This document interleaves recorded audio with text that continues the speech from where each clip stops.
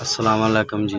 मैं मजदूर आदमी हाँ, कारोबार हुंदा कोनी, मैं तोड़े बेचना, कोई रोजी रोटी कमाना। कोई घर दे हालात बहुत माड़े ने। ट्रेन थल्ले लत्त आई, एक लत्त तो पाहज हो गए हैं। मैं कम कार कर नहीं सकदा। हुण बच्चे मेरे निगे निगे है, कारोबार होर हुंदा कोनी। मैं तोड़े बेचना, इहो 400-500 कमाना। 500 ना गुजारा नहीं हुंदा। मेहरबानी कीती जावे तो अल्लाह पाक तुहानू बहुत ज़्यादा देवे। निगे निगे मेरे बच्चे ने,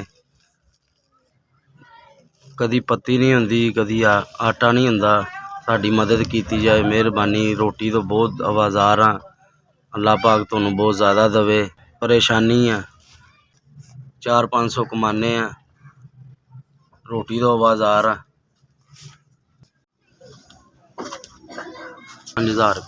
5000 रुपया SBS। तुहानू अल्लाह पाक तंदरुस्ती देवे। मेरे माड़े बंदे दी तुसी मदद कीती है, अल्लाह पाक तुहानू खुशियां देवे, आबाद करे।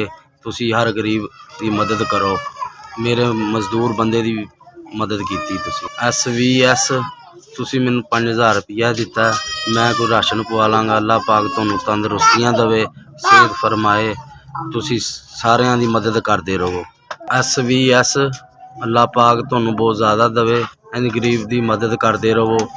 अल्लाह पाक तुहानू खुशियां अता फरमाए, हर गरीब दी मदद तुसी करदे रहो। अल्लाह पाक तुहानू देंदा रहे, तुसी वंडदे रहो, जिवें मेरे गरीब दी तुसी मदद कीती।